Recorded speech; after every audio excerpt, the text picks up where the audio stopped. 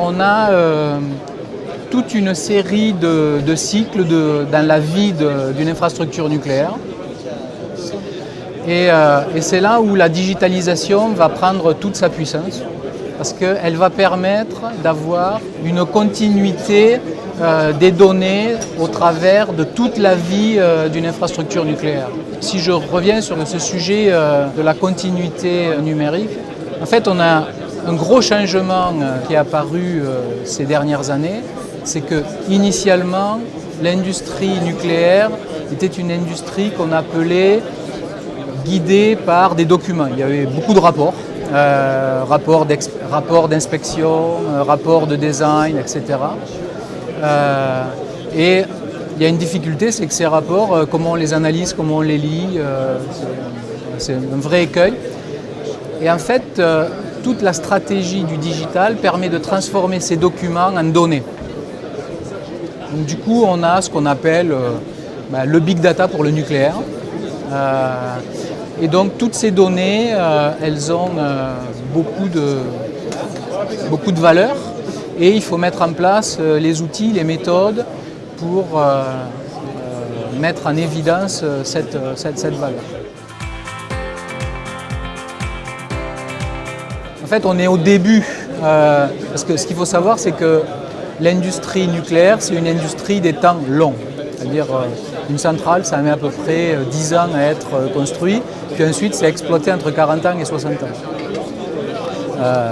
Et dans le même temps, on a de l'évolution technologique, et donc on a un premier sujet, c'est comment je prends en compte les temps courts du digital et les temps longs de l'industrie nucléaire.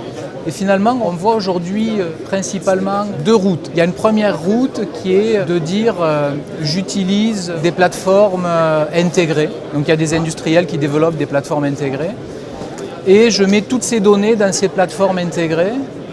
Et à partir de ça, je serai capable de vérifier mon ingénierie, de vérifier la mise en service, d'assurer la mise en service de façon plus efficace et ensuite d'utiliser les données de l'ingénierie pour faire de la maintenance prédictive qui est un des sujets sur lesquels on va avoir des gains de compétitivité importants.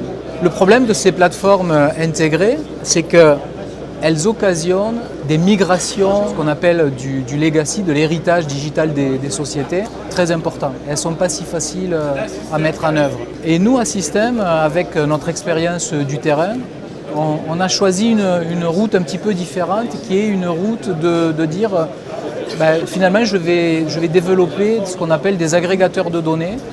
Je vais récupérer toutes les données dans des frameworks ouverts, interopérables et je vais commencer à proposer des algorithmes, des méthodes pour résoudre les problèmes des clients petit à petit.